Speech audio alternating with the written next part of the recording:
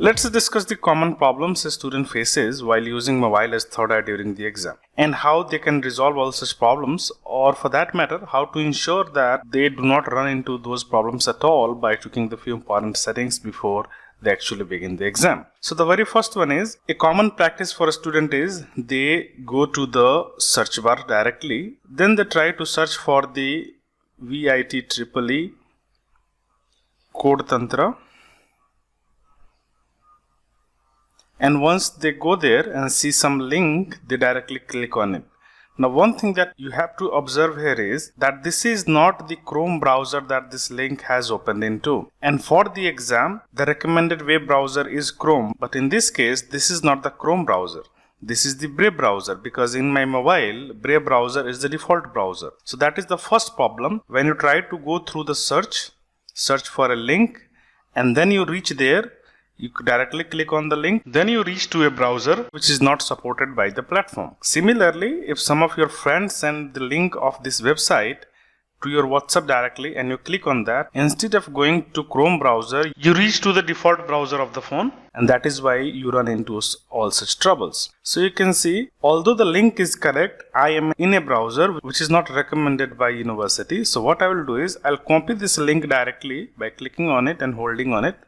And then I'll go to my Chrome browser as mentioned, and then I'll type the link, paste the link, and then I'll open. So right now I have opened the website in Chrome browser. This is the right way to reach to the portal. The second common problem is that student, although they are using Chrome browser, they are not able to use it as third eye. The reason is because they are using the old version of the Chrome. The browser is not updated. So in that case, student can simply go to the Play Store,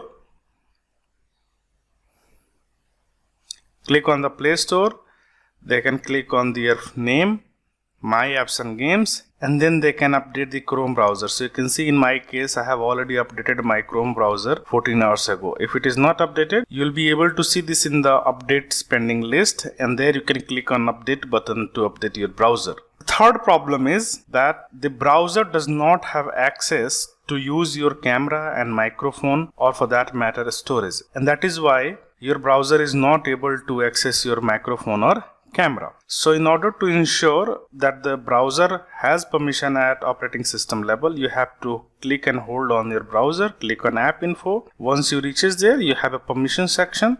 On this permission section, if you'll click, you can see there are two lists, allowed list and denied list, and you can see camera, microphone, storage, all of them are in the denied list.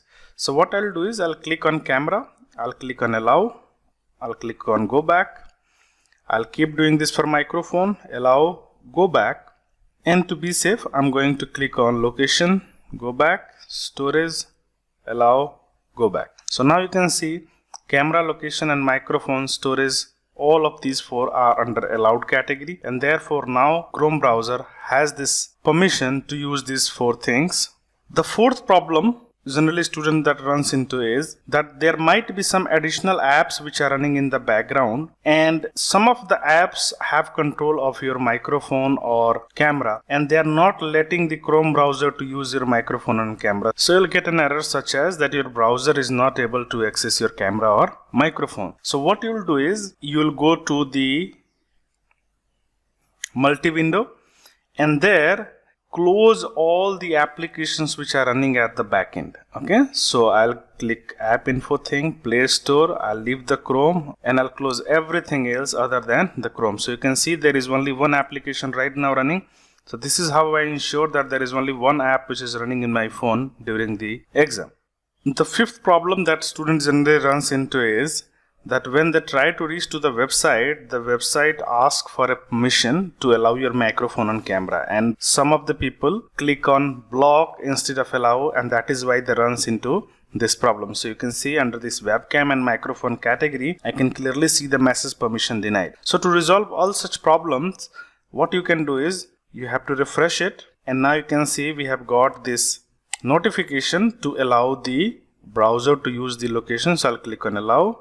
That is the another problem, that this site can't ask for your permission because there are any bubbles or overlays from other apps that try again. Now this generally happens when there are two possible scenarios. In my case, I'm using the screen recorder. So a screen recorder is appearing at the top of the browser to record my screen, and that is creating this trouble. So what I can do is I can stop my screen recording and then I can try again, and then I'll be able to give it the access that it requires. Secondly, the same problem also happens when you go to this setting and there is a assistive ball feature, and this feature is by default off. In my case, in some of the phones, students generally keep it on, and when they keep it on, they will be able to see this ball kind of thing, where if they click, they will be able to access the quick access menu. So even if this is running in the background, you won't be able to give it the access that it requires. So what you can do is you can keep it off for the moment you are appearing. So in order to resolve all such problem when I'm getting this error, what I can do is I'll click on this small lock icon.